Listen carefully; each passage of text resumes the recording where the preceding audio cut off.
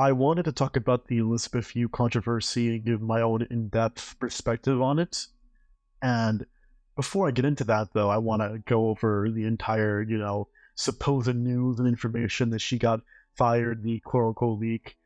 That's not true. At least from what I've seen. Maybe I'm wrong. You guys can put like some link in the comments, right? But from what I've seen on Twitter, looking up these accounts that supposedly said this isn't true.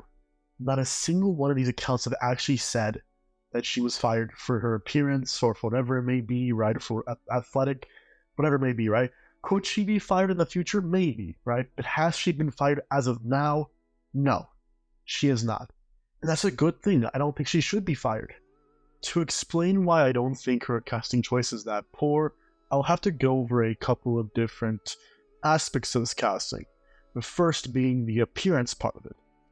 The rhetoric I've seen about her appearance has been downright disgusting and hateful. You know, I'm okay with jokes, right? We all make jokes. I've made stupid jokes when I was younger, right? That I regret in retrospect. But it's one thing to joke and another thing to actually spew hateful garbage about an actor's appearance, okay? Not even taking into consideration the acting ability of that actor.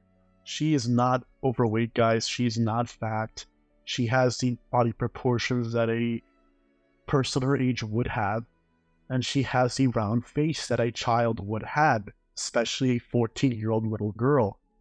Yes, she may not look one-to-one with her live-action appearance, but I don't think it's a bad thing, especially if they plan to emphasize on the more humane bits of her character, like the glimpses we saw in the Peach episode and in the last Susan's Comet episode. I understand that there are concerns about her not looking intimidating enough and her not looking scary enough or cold enough. I understand that. And I think, like with any casting choice, those concerns are valid to have on some level. But I think it's important to understand that in this context, Elizabeth Yu has not gotten the chance to play Azula's coldest and scariest moments yet. She has not had the tremendous number of opportunities that she will get to play the frightening and spine-chilling Azula, especially with scenes like her mocking and taunting her brother and uncle, and her battling them on the ship, or her taking control of the game with the Dai Li agents. Scenes like those, Elizabeth Yu will have the chance to play this frightening Azula with those scenes. She will get more consistent screen time to actually be able to show off her acting and her appearance as this, chilling Azula. But at the moment, we haven't seen enough of those scenes yet. We are not on Season 3. We are not on Season 2. We are on Season 1. And I think when it comes to judging her appearance, it's important to understand this. Because Azula, or Elizabeth Yu as Azula, could very well play a intimidating and scary Azula in Season 2. The spotlight will be on her. She will have the consistent screen time she needs to hone in on this role and show how she plays it. She will be able to show how she shines in this role in Season 2, because she won't be constrained by the minimal screen time that she had to deal with in Season 1. And you may bring up that this is only consequential to the acting that the actor exhibits and not the actor's appearance itself.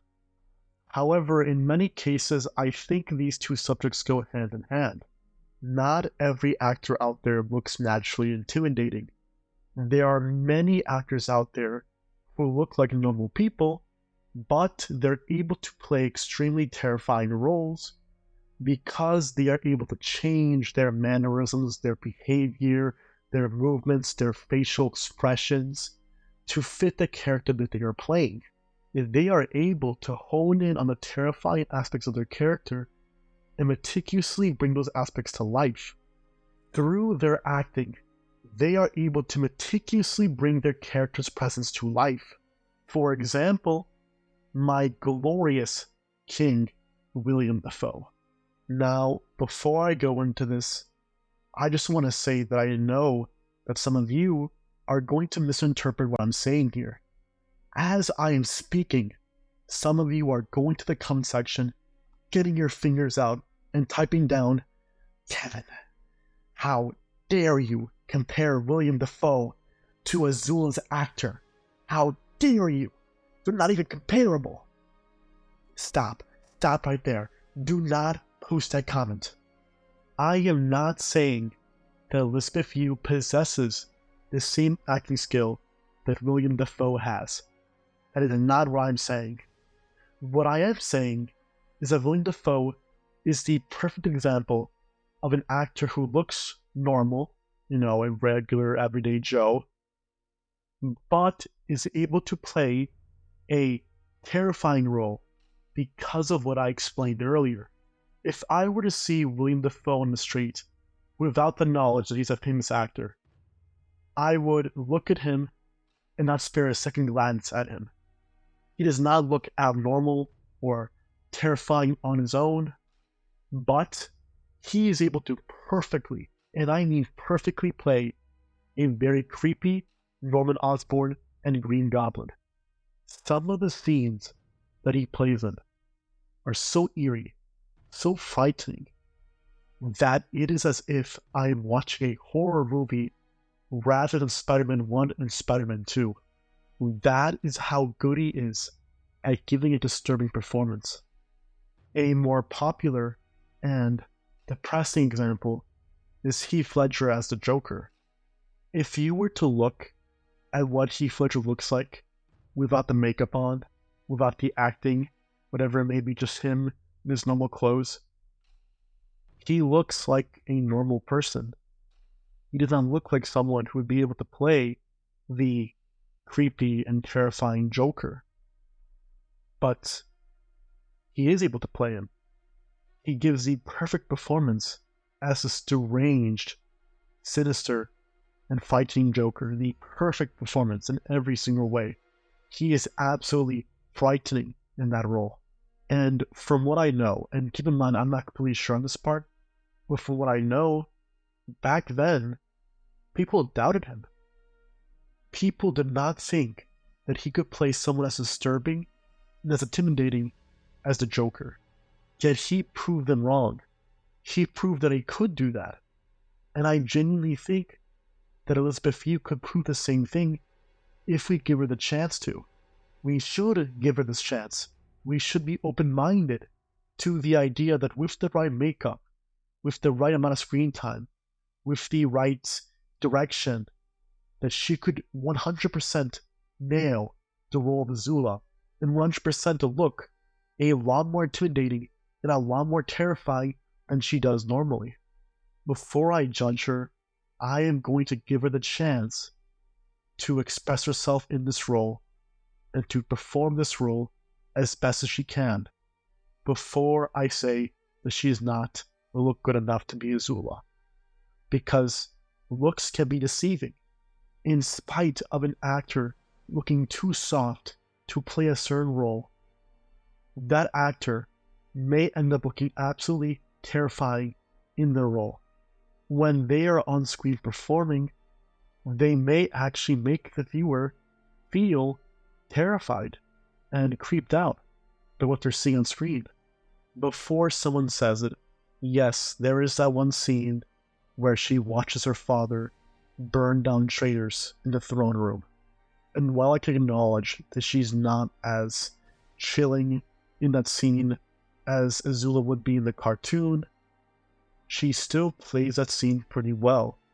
She still looks intimidating and sinister to an extent. It's not perfect yet per se, but she will have more practice, more time to hone in on that in Season 2. Hopefully, her direction will be a lot better in Season 2, because since she's a lot more focused on in Season 2, they're obviously going to put more effort into directing her, especially in scenes that are pivotal to her character. They are going to spend a lot more time trying to get it right, making sure that every single, direction they give to Elizabeth Yu will enhance the performance she gives. This one scene does not discourage me.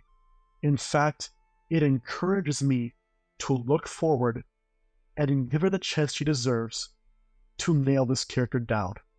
On TikTok, I have seen a lot of people bring up cosplayers to substantiate the claim that, hey, these women look more like Azula than Elizabeth, and therefore they should play them, not Elizabeth. While some of these women may look more like Azula, that does not mean that they can act like Azula. That does not mean they have the acting skill that is required from them to play this role. That does not mean that they can give a better performance than Elizabeth Yu. I am going to see this in the nicest way possible, because I don't want to offend anyone. I don't want to bring anyone down. I don't want to make anyone feel inadequate. But you may look like Azula, but if you can't act, if you have never acted a day in your life, then the looking part does not matter. Acting is just as important as looks, if not more. I have rarely seen anyone critique her acting in season 1, and I find that astonishing, because that's where most of the substance for a critique can be found. There are aspects to her performance that you can critique, and those critiques would not be weightless. In fact, I myself, who's been defending her this entire time, have my own problems with her performance. In a lot of the scenes present in season 1, Azula's voice is not nearly as cool as it is in the cartoon. This critique may seem contradictory of what I said earlier in defense of Azula. After all, I said that Elizabeth Yu having a round face for Azula makes sense because Azula is a child.